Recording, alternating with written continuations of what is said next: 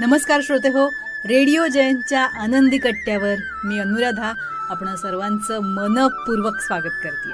श्रोते हो, आजच्या आनंदी कट्ट्यावर एक छोटीशी पण खूप मोठा विचार देणारी बोधकथा तुमच्याशी शेअर करते.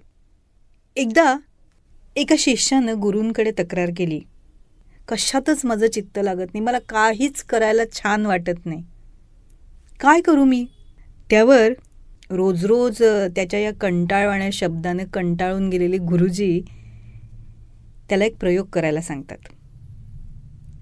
ते म्हणतात, जा मुठभर मीठ घेऊन ये आणि एक भांडभर पाणी घेऊन ये.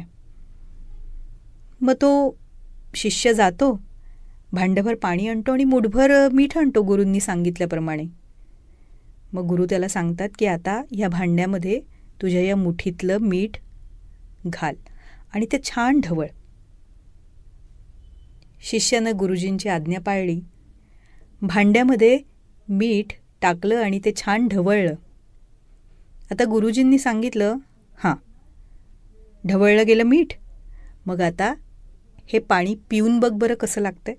आता शिष्याला कळलंच होतं की मुठभर मीठ या भांडभर पाण्यात घातलंय म्हणजे ते खारट लागणार, पण गुरुजींची आज्ञा होती ना, त्याच्यामुळे त्यानं ते भांडं तोंडाला लावलं आणि पाणी प्यायला, पण त्याला पिऊवेनं ते पाणी, खूप खारट होतं.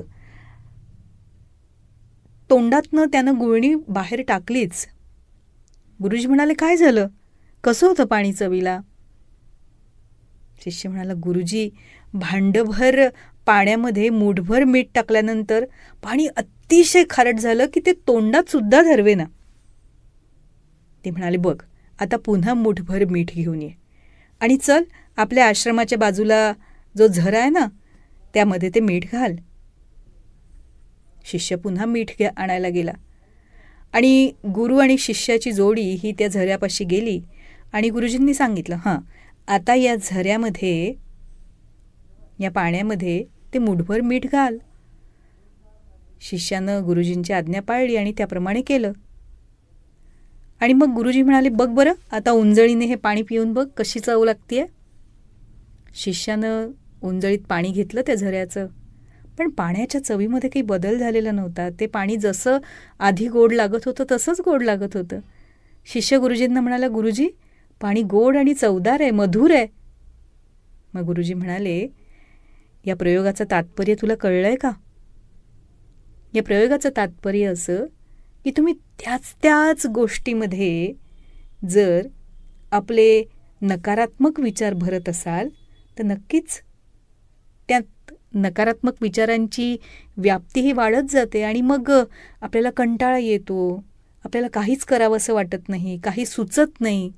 पण त्याचबरोबर आपण आपले विचार सकारात्मक ठेवले आणि विचारांची व्याप्ती वाढवली तर नक्कीच त्या छोट्याशा नकारात्मक विचाराचा आपल्या मनावर फारसा काही परिणाम होत नाही. म्हणजे क्षणभर आपल्याला वाईट वाटतं, पण नंतर पुन्हा उत्साहाने आपण आपल्या सकारात्मक विचाराने कामाला लागतो.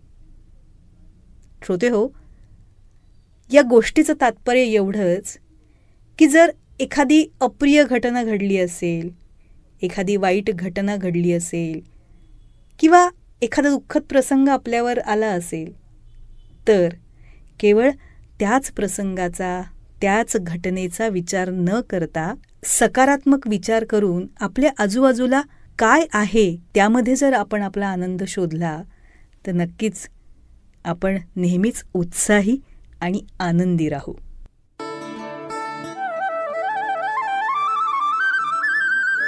तेव्हा श्रोते हो, हा होता आनंदी कट्ट्यावरचा आजचा सुंदर विचार. तुम्हाला तो कसा वाटला याविषयीची तुमची कमेंट बॉक्समध्ये नक्की लिहा. आणि त्याचबरोबर रेडिओ जयंतचे दर्जेदार कार्यक्रम ऐकण्यासाठी रेडिओ जयंत लाईक करा, शेअर करा आणि सबस्क्राईब करा. रेडिओ जयंतचं सबस्क्रिप्शन फ्री आहे आणि त्याचबरोबर नोटिफिकेशनसाठी बेल आयकॉनवर क्लिक करायला सुद्धा विसरू नका.